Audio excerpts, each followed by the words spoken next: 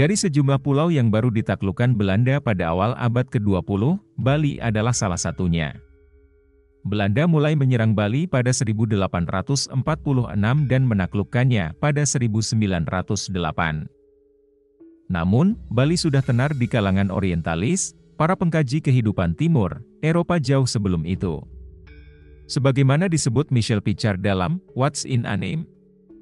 Agama Hindu Bali in the Making, 2004, orientalis Eropa menjuluki Bali sebagai museum hidup peradaban Hindu Jawa. Bali dianggap satu-satunya penerus yang hidup kala peradaban Hindu memudar di Jawa selepas masuknya Islam.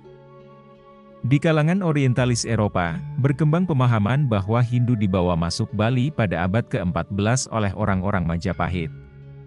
Ketika Majapahit terdesak oleh pengaruh Islam pada waktu itu, elit Majapahit yang tidak mau masuk Islam pergi ke Bali untuk berlindung di kerajaan-kerajaan pimpinan saudaranya di Bali.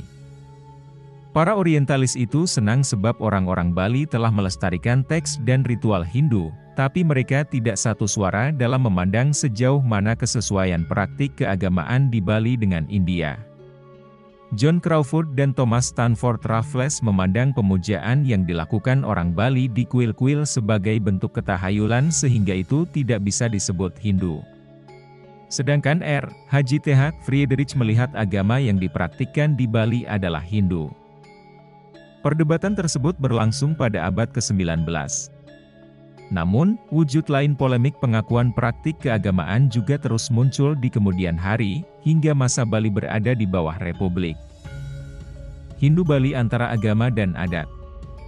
Di luar perdebatan para orientalis soal kesesuaian praktik keagamaan Bali dengan India, dalam catatan Pichard, para orientalis sepakat Hinduisme adalah inti dari masyarakat, penjaga keutuhan budaya, dan inspirasi daya artistik orang Bali.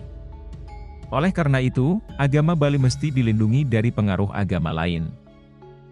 Pemerintah kolonial melarang misionaris beroperasi di Bali pada 1881. Pada 1924, misi Katolik Roma ke Bali ditolak elit Bali dan pegawai kolonial mendukung hal itu. Selain itu, misionaris Protestan Belanda yang mau masuk ke Bali pada 1931 juga ditentang. Kepala Departemen Arkeologi Batavia FDK Bosch dan stafnya, seorang ahli bahasa Jawa dan Bali kuno bernama R. Goris, mengatakan dakwah misionaris akan menghancurkan kebudayaan Bali. Bagi Bosch dan Goris, agama Bali mesti diakui sebagai bagian yang sah dari Hinduisme. Sementara itu, misionaris Haji Kramer menganggap agama Bali mengandung hanya sedikit Hinduisme. Bagi Kramer, agama Bali berisi sihir dan tahyul serupa, animisme, yang ditemui di banyak tempat di Nusantara. Pada akhirnya, Gubernur Jenderal Hindia Belanda melarang misionaris masuk ke Bali. Namun, itu tidak bisa mencegah sepenuhnya misi Protestan atau Katolik Roma dalam menjejakkan kakinya di Bali. Sementara itu, masyarakat Bali juga berkembang dan menyesuaikan diri dengan modernisme yang diperkenalkan Eropa. Pada warsa awal abad ke-20, pelbagai organisasi modern didirikan di Singaraja, Bali oleh pengajar dan pegawai sipil. Selain mendirikan sekolah-sekolah dan yayasan keagamaan, organisasi ini juga menerbitkan jurnal berbahasa Melayu, Lingua Franca di Hindia Belanda. Pandangan mereka soal agama Bali, Hindu, dan kebudayaan Bali disalurkan lewat jurnal tersebut. Sekurang-kurangnya ada 2 majalah terkemuka pada masa tersebut yang kerap baku gagasan, Bali Adjana dan Surya Kanta. Sebagaimana disampaikan anak Agung Gede Putra Agung dalam Perubahan Sosial dan Pertentangan Kasta di Bali Utara, 2001, bahwa perdebatan antara keduanya menyoal sistem kasta di Bali. Meskipun keduanya berbeda ideologi, Pichard mencatat pimpinan Surya Kanta dan Bali Adjana sama-sama ingin mempertahankan fondasi identitas Bali. Lewat kedua majalah, orang Bali memandang diri mereka sebagai entitas tunggal, kita bangsa Bali. Siapakah bangsa Bali itu? Yang jelas, mereka menafsirkan identitas kebalian berdasarkan agama dan adat, sesuai dengan kepentingan masing-masing. Bali Adjana didirikan oleh organisasi Santi dan kemudian mendapat dukungan Catoer Wangsa Derja Gama Hindu Bali. Ia mewakili suara Triwangsa atau 3 kasta tertinggi di Bali, Brahmana, Ksatria, dan Waisya. Kaum Triwangsa ingin pembaharuan dijalankan perlahan dengan tetap mempertahankan sistem kasta. Dalam anggaran dasarnya, Santi didirikan untuk meneguhkan agama Hindu, juga meneguhkan adat dan agama. Sedangkan Suryakanta didirikan Iketutnasa. Dia sebenarnya menjadi salah satu pendiri Santi. Namun, dia ingin lebih menyuarakan kepentingan golongan Sudra atau Jaba. Suryakanta punya tujuan, meneguhkan agama dan merubah adat istiadat yang bertentangan dengan keamoean zaman. Adat yang dimaksud ialah yang bikin rugi orang-orang Jaba di Bali. Tapi mana yang disebut agama, dan mana yang adat? Bagi Suryakanta, orang Bali tidak akan memahami agamanya sepanjang mereka tidak tahu nama agama mereka. Mereka menganggap praktik dan keyakinan keagamaan di Bali yang amat beragam sebenarnya tidak masuk agama tapi adat. Sedangkan Bali Adjana melihat keragaman itu sebagai suatu yang biasa sebab pada dasarnya Hinduisme bukan agama yang seragam. Tidak heran bila kemudian Cakratanaja, tokoh faksi Triwangsa di Santi sekaligus pendiri Bali Adjana, mengajukan usulan agar agama yang mereka anut disebut agama Hindu Bali. Nama Hindoe Bali Jaito Ejang berarti meneguhkan agama Hindu yang soedah ada dan dipeloek oleh Wong Bali, sebut Bali Adjana, edisi 1926, 3/17/2. Sedangkan Iketutnasa dan orang-orang Jaba mengusulkan nama, agama Bali Hindu. Bagi mereka, orang-orang Bali ialah penganut Hindu. Supaya benar-benar menjadi Hindu, orang-orang Bali mesti meninggalkan hal-hal yang sebenarnya tambahan saja dalam praktik keagamaan. Menanggapi ini, Bali Adjana menuding Suryakanta ingin Hinduisme dalam bentuk murni diterapkan di Bali. Pada 1936 sebuah majalah bernama Jatajoe didirikan organisasi Bali Dharma Laksana. Redaksi majalah ini berisi ex-Bali Adjana, Suryakanta, dan Bawanagara. Isu keagamaan orang Bali dan seruan untuk mereformasinya pun mendapat ruang berpolemik di majalah ini sejak awal.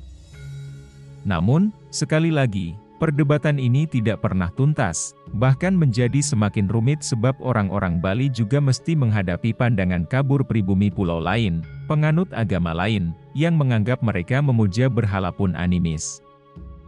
Setelah Indonesia merdeka, pada akhirnya istilah Hindu Bali diakui sebagai agama. Namun, untuk menuju ke sana, jalannya berliku. Ketika tokoh Nahdlatul Ulama, NU, Wahid Hasyim menjabat Menteri Agama, tembok pemisah agama dan aliran kepercayaan benar-benar dibangun.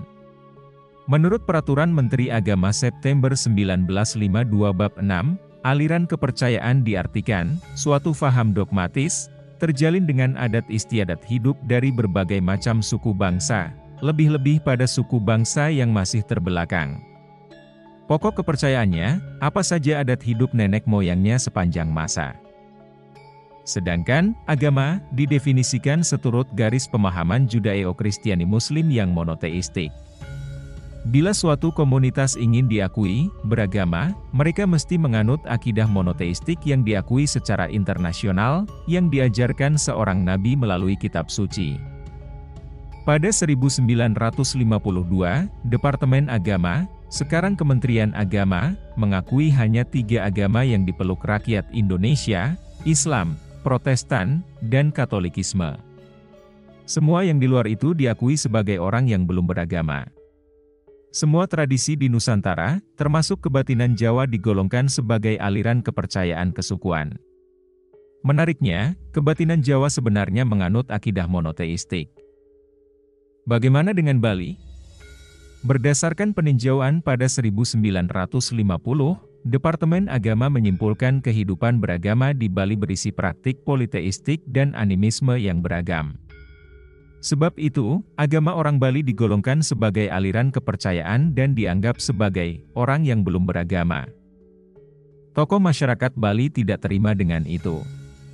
Para pemimpin organisasi reformasi agama yang berkembang pesat di Bali setuju untuk belajar ke India agar mendapat pengertian umum tentang prinsip dan praktik keagamaan mereka, menyesuaikan garis kriteria yang ditetapkan Departemen Agama Indonesia, sebut Martin Ramstad dalam Negotiating Identities, Indonesian, Hindus, Between Local, National, and Global Interests, 2004.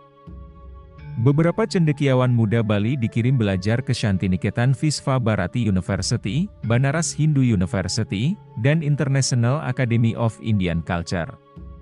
Pada 14 Juni 1958, petisi bersama diajukan guna menuntut pembentukan seksi Hindu Bali dalam Departemen Agama. Petisi ini berdalih Hindu Bali tidak bertentangan dengan Pancasila. Presiden Soekarno yang sangat mendukung kesatuan tentu menyambut baik petisi tersebut. Pada 1 Januari 1959, pemerintah membentuk bagian urusan Hindu Bali dalam Departemen Agama. Pada tahun yang sama, semua organisasi keagamaan besar di Bali melebur menjadi satu badan bernama Parisada Dharma Hindu Bali. Pada 1963, biro tersebut berganti nama menjadi Biro Urusan Agama Hindu Bali. Setahun berikutnya, Parisada Hindu Dharma Bali mengganti namanya menjadi Parisada Hindu Dharma. Periode 1966 hingga 1980, banyak orang Jawa di Jawa Tengah dan Timur seperti orang Tengger di kawasan Bromo, Jawa Timur, orang Bugis Tuani Tulotang, Toraja Mamasa, Toraja Sadan di Sulawesi Selatan, sebagian orang Karo di Sumatera Utara, dan orang Ngaju dan Luangan di Kalimantan Selatan menyatakan diri mereka sebagai Hindu. Pada 1986, Parisada Hindu Dharma berganti nama menjadi Parisada Hindu Dharma Indonesia, agar dapat menaungi komunitas tersebut. Pembentukan organisasi ini menjadi bagian perjalanan dari perjuangan umat Hindu Bali menuntut Hindu sebagai agama bukan sebagai suatu aliran kepercayaan.